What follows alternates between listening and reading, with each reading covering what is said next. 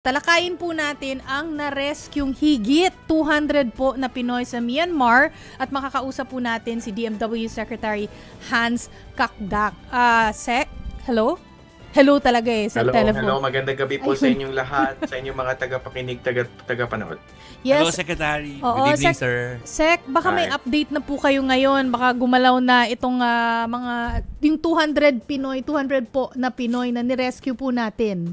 Well, sa ngayon, they have crossed the border.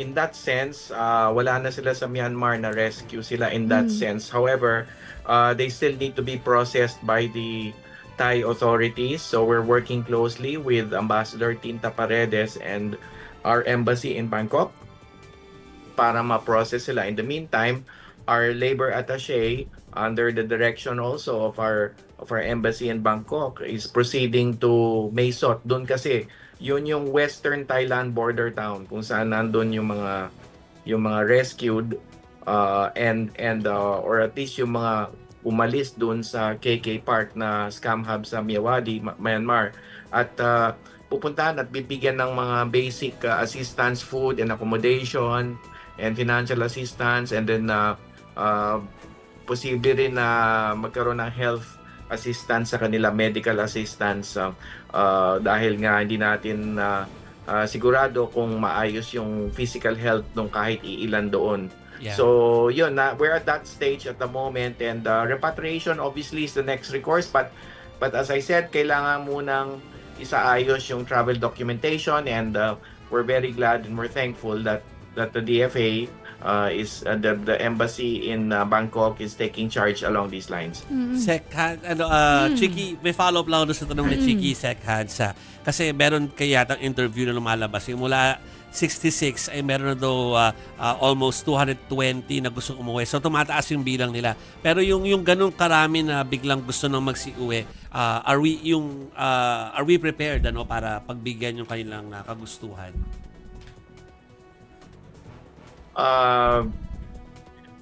Kagustuhan na makauwi. Yes. Yes. Of course, again, subject to the determination and action ng Thai authorities sa kanilang travel documentation. Ready naman tayo.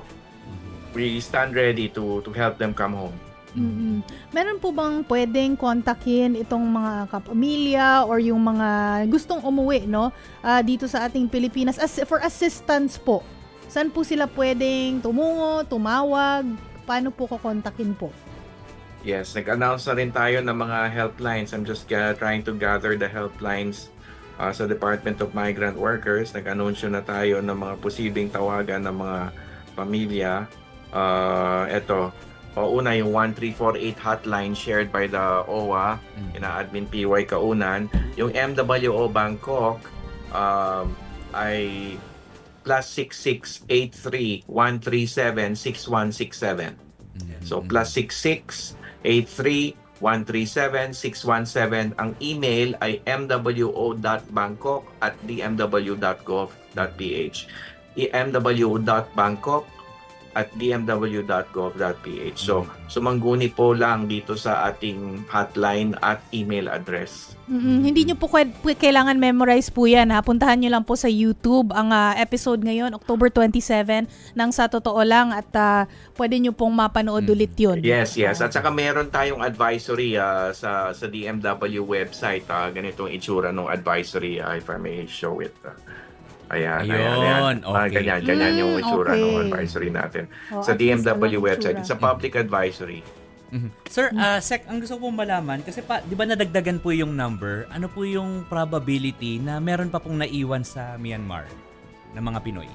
Oo, meron pa talaga, at hindi lang natin pa determinado yung exact count, but definitely in our coordination with our embassy in Yangon, meron pa rin talagang minomonitor ang sinerosyon, inatapayanan. Merong siyam who are already in the custody of our PE in Yangon, our embassy in Yangon. But still, we know na meron pa rin kailangan talagang i-monitor ang sitwasyon na nandun pa sa Myawaddy, at kailangan pang matulungan sila at malaman natin kung ano yung exact condition nila. But sa ngayon, ay alam natin meron pa mga Pilipino sa Myanmar. Meron pang kasama dun sa KK Park na raid patungkol sa nasa Myanmar pa ngayon. Itong mga ito, sir, lahat po sila ay mga biktima nitong mga scam centers? Yes, of course. Kasi nga sila yung nandun sa KK Park na dinatnan nung law enforcement operations doon sa Myawaddy, Myanmar noong October 20. Kaya nagsilikasan sila from KK Park, from the scam hub.